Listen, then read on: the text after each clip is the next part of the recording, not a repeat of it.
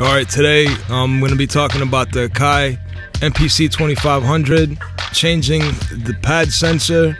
I had to change my pad sensor, and my issue might not be the same as yours. So before you even attempt to do this, make sure you know what you're getting into, and make sure you know, try to get a good diagnostic or a good diagnosis of, your machine.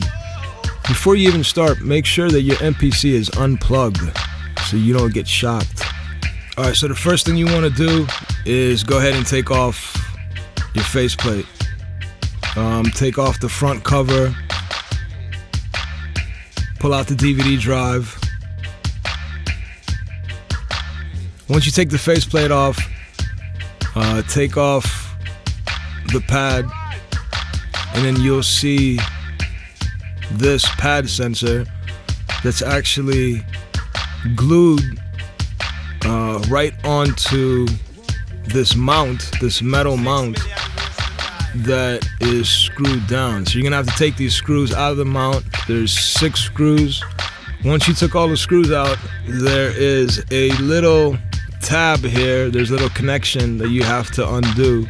Flip this, pull this plate up and out, and flip it around slowly, and you're gonna have to take out 2 more screws. It's gonna be easier.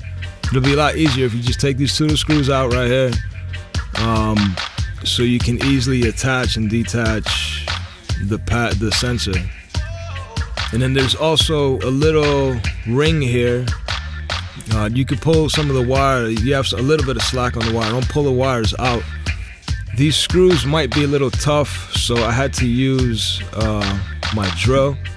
But once you take these screws out, you can detach this little circuit board, and there's a black little clip here where you can detach the pad sensor. You pull the clip out, you'll see there's 2 tabs. You pull the tab out, and then you can easily just pull out the pad sensor where it's connected.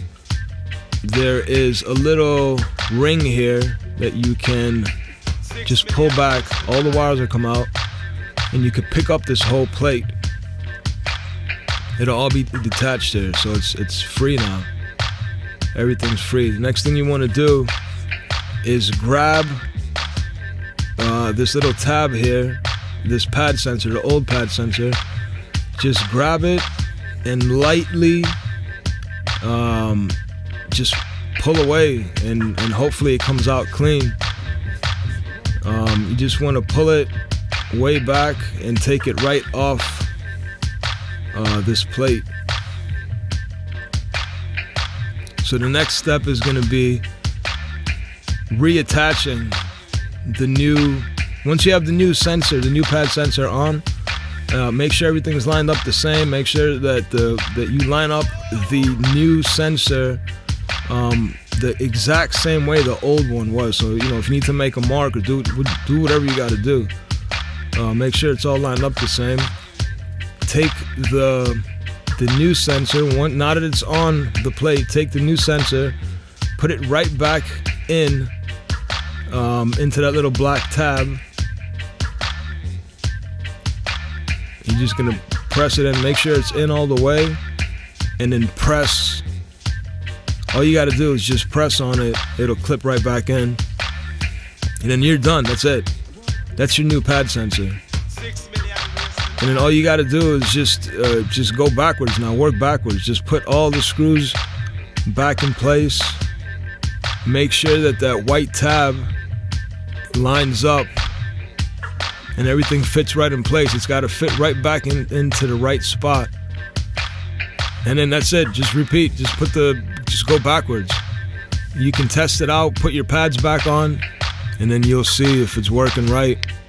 And then just put everything back together the way it was, and it should be good.